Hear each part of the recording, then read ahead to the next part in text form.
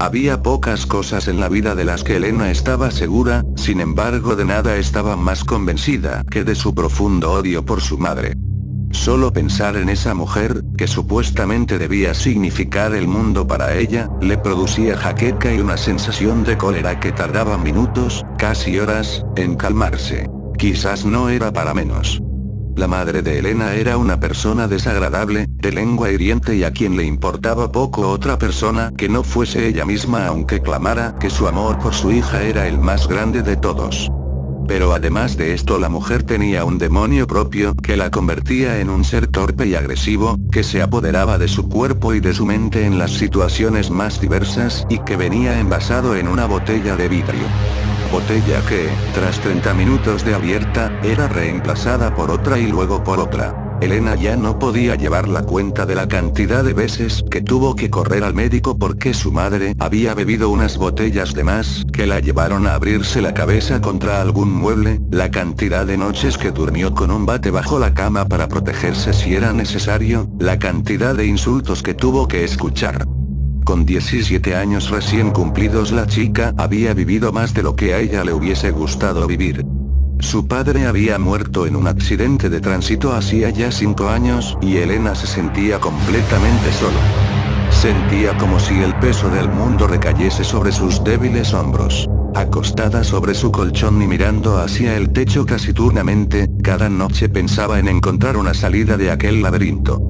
Fabulaba fantasías prohibidas de pequeñas dosis de cianuro que accidentalmente se mezclaban con el champán, pantuflas que se enredaban en las escaleras, tuberías de gas que eventualmente desarrollaban pérdidas y cigarrillos encendidos que las descubrían. Pensamientos que nunca quedaban más que en su mente y eran borrados por el sonido sordo de una silla que se golpeaba, un vaso que se caía, o gritos incomprensibles que salían de esa lengua trabada y pastosa que aparece después de la cuarta copa. Las lágrimas no dejaban de caer de los ojos de Elena, dejando su blanco cutis ardido y enrojecido, mientras las manos comenzaban a temblarle y un monstruo violento y voraz golpeaba su pecho intentando salir. Acá vamos de nuevo, pensaba entre sollozos, mientras echaba llave a su cuarto y se ponía sus auriculares para callar el sonido. Si había algo que Elena odiaba además de a su madre, era su vida. Luego de una hora, por lo general, el ruido cesaba y entonces ella bajaba a ver los daños. Un plato roto, un televisor tumbado, una alfombra vomitada eran los favoritos de su madre. Pero la imprudente mujer nunca recibía heridas serias. Años y años te esperan de lo mismo, pensaba para sí misma la cansada adolescente, cuyo rostro ya comenzaba a mostrar el castigo del estilo de vida que su progenitora había escogido para ella. Una fría noche de julio, Elena hacía su habitual recorrido por los pasillos de la casa en busca del saldo de destrozos de la noche. Cuando llegó a la cocina, su corazón dio un tumbo y comenzó a galopar en su pecho. Allí estaba su madre, inerte en el suelo, descansando en un charco de sangre. Muerto el perro, se acabó la rabia, pensó y esbozó una pequeña sonrisa. Con una sensación que le pareció eufórica, se acercó corriendo hacia la mujer y le tomó el pulso. Normal. Solo tenía una herida superficial en la cabeza, de esas que sangran demasiado para el tamaño que tienen. Sintió desilusión. Sí, ese sentimiento era desilusión, no había la menor duda sobre eso. Muerto el perro, se acabó la rabia, volvió a pensar mientras se retiraba.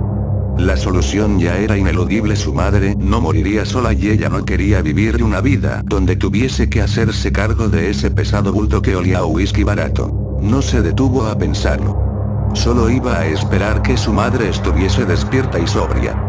Quería que tuviese el nivel de conciencia suficiente como para entender qué ocurría y por qué era su culpa lo que estaba pasando. Esa noche no durmió. Su cuerpo se estremecía de gozo al pensar que pronto todo su sufrimiento terminaría. El sol salió, y ella se preparó para la acción. Tomó el bate oxidado que guardaba bajo su cama y se sentó a esperar el sonido de la cafetera poniéndose en marcha.